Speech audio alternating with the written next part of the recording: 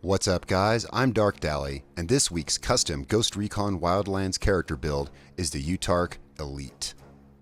UTARC is the unit for the Tactical Resolution of Crisis. They were an elite police unit within the armed forces of Bolivia until an incident in 2009 when they fired on reporters covering a botched arrest. Following the incident, President Morales had them disbanded.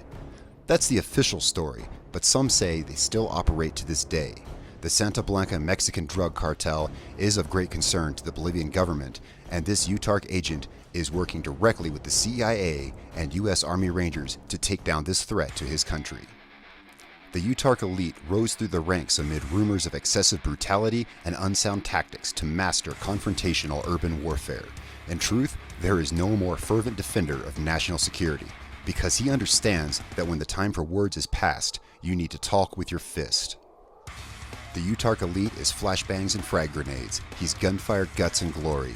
He knows his country like the back of his hand and can quickly neutralize any threat, particularly in crowded urban areas, with his knowledge and his tactics.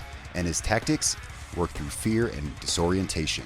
He works well with his team of American warriors, coordinating long-distance shots for them to dispatch while he approaches from the shadows.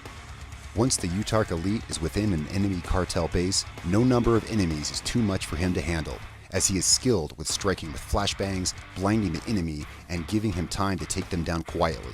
He is fully hands-on and knows when to use bullets and when to save them and use fists. Why waste bullets when you can break a couple of jaws? But the UTARC Elite is well armed. A target in the next room may not even hear as his comrades fall to the quick and quiet 3-round bursts fired from the Elite's customized Scorpion Evo 3 SMG. It can truly put 3 bullets in one hole and the target is down before he even knows what happened. And when that's not enough, UTARC is one of only 3 forces in the world employing the compact and deadly SA-80 rifle, combining a 50-round magazine and 40mm grenade launcher in a small bullpup configuration. This rifle gives the UTARC Elite the stopping power and the mobility to navigate any close quarters engagement. Whether with bullets, barrels, or buttstocks, the UTARC Elite will bring every target down. He gets the glory, he gets the girls, he gets the job done every time, because this is his homeland and this is war. Alright guys, and so this is the UTARC Elite build. Now I do these builds every Tuesday. Custom tactics, gear, weapons, skills, everything you need for some, bring some fun back in the game or try something new. Now this week's build is based off of, as I said in the first portion of the video, this was a real special forces unit in Bolivia, and although all the facts are true, it's hard to find anything on them, and they were disbanded in 2009. And this is what inspired it. This is the gear they wore. They dressed just like this, and I thought it was a really cool concept. So I came up with my own tactics and gear and things that you would use in this game to go along with the build. Now, one of the most notable things about UTARC, the Unit for Tactical Resolution of Crisis, is that they actually did use this rifle in this game, the L85, but overall the SA-80 weapons platform, which is what this rifle is a derivative of that. And what's unique about that, and that made some news when they were outfitted with these rifles, because outside of the UK, only 2 countries use these rifles, and that was Bolivia with the UTARC force, and then I believe Jamaica was the only other one. So it's really cool. It's a very unique use of this rifle. Let's go ahead and talk about tactics first. The tactics that I use with this build, generally relying on, sure, it's sneaky, and there's no sniper rifle, so for long shots, I rely on sync shot with, if you're in co-op, your teammates, or in my case, since I play solo, my squad here, I rely on them for the long shot. I think a special police unit like this would utilize synchronization and communication with their squad mates to get the job done. So I think that's totally acceptable. When I come to a base, I will have my team sync shot the snipers in the watchtowers so that I can sneak in. I definitely play this build a little sneaky, and I'll get to some of the skills you might want here in a minute. And primarily when I'm in close quarters, especially towns like right here, we're in Libertad City, and there's definitely some missions here, and there's definitely some close quarters fighting here, and that's when I use the submachine gun. Now I couldn't find, there's really no submachine gun in this game that the Bolivian military uses in actual real life, so I set upon myself to find one to use, and I settled upon this, and I'll get to this in the weapons section while we're using this. But in close quarters, I generally use the SMG for this build. In first person, it makes really close, it makes really quick 3-round burst shots I have it on 3-round bursts, and it's really quick to aim with the reflex sight. You can just zoom in and quickly target anything. So tactics-wise, it's moving around, sneak, shoot. Now, this build also makes great use of flashbangs. And this is one thing I want to talk about. Flashbangs are incredibly useful if you haven't used them much. Flashbangs it disorients them for a few seconds. It buys you enough time to throw one and stand outside the radius, of course, wait till it explodes, and you have time to run in, and you can perform melee takedowns on 2 guys, or you can take out a whole bunch of guys, or if you're on alert, you can simply use it to distract them and get away. You can use it for about anything, and one thing I want to note, on normal difficulty anyway, a flashbang will not alert the enemies. You can use one right in the middle of a 5-alarm base, and no one's going to know anything went down. For whatever reason, they can't hear them, apparently. So they're a really great tactic to use. Also, they will not hurt civilians. You can throw a flashbang right at a civilian and nothing will happen. So, you know, it's not going to like give you a civilian killed status or anything like that. So they're great to use in pretty much every occasion. This build makes excessive use, well, it makes acceptable use of flashbangs. Great for throwing in, run down, and make those melee takedowns. I do a lot of melee takedowns with this build. It just feels to really fit with the character, and it's really fun. The L85, that's what, you know, 50-round magazine, grenade launcher, really well reserved for, and it's not suppressed. So you want to reserve that for times when you're already discovered, being hunted, have to take down vehicles or whatever. You can switch to your L85, and you have a great weapon for automatic fire, grenades, and everything like that to take down vehicles. Okay, and let's take a look at the gear that the UTARC Elite will wear. This is matched as closely as I could to the actual real-life units. Now, you can feel free to look them up on Google Images. You're only going to find about 2 different pictures of them. All the searching I did, but it was enough to build this uniform. Now, let's just start from the top to the bottom here. For the head, none of this matters. Although body details, I use face paint under the helmet just to make the eye, you know, her eyes a little bit darker. For clothes, I used the fleece top, and the reason I use that is I wanted to replicate their camo the best I could, and working from the picture, this was simply the best one. The jacket works well, but its camo appears darker. The fleece actually shows the camo a brighter color, and it's got the little zippers on the sleeves. I can't match the black elbow pads they had, but this was the closest I could get. I went with the heavy IBA, and probably this technically would be more accurate. This one right here, I went with this one because it has the shoulder pads, and in the picture they're wearing their helmets on the shoulder. It looks really cool. I couldn't replicate that look, so I went with this one. It gives that big beefy look on the shoulders. Also on the vest, that's the reason that in the main hand I have the SMG equipped. It makes this vest look like, this looks more like a tactical vest that I could imagine on some kind of special like SWAT team or some special military police. It's got the walkie-talkie, it's got all the pouches and everything. I think it looks good with the SMG in the main hand. It gives this look right here. To the pants, I forgot, I didn't mention the camo I use. I use the chocolate chip camo. That's obviously the camo that they use, so this is the camo I went with. And I chose the Cargo B. The best look I could for the knee pads. Of course, the shin guards and boots they're wearing are not available in the game, so this was as close as I could get to that. Of course, I went with combat boots. Now let's go ahead and look at the accessories that I equipped. That's a no-brainer, right? Ballistic face mask, and you can't wear anything under that. I went with these gloves because these gloves just seem to fit the look the best because they have like the fake carbon fiber armor on the knuckles and everything, you know. And I actually went back and forth on backpacks for a while before I settled on this. This, to me, seems like a not too big, not too small, tight, squared-away pack that some kind of special police might operate with. I really did go back and forth a lot in the backpacks. A little too much considering it's just a backpack. But hey, when you play the game, you're staring at the back of the character, right? So you want a good backpack that fits the feel. This is the one I chose. For patches, I'm using the Unidad patch. Of course, if you don't have that, I think the next best, there's nothing that looks like the UTARC's emblem, which is it has that pyramid with the eagle in the front. You can see it on the flag in the screenshot I showed earlier.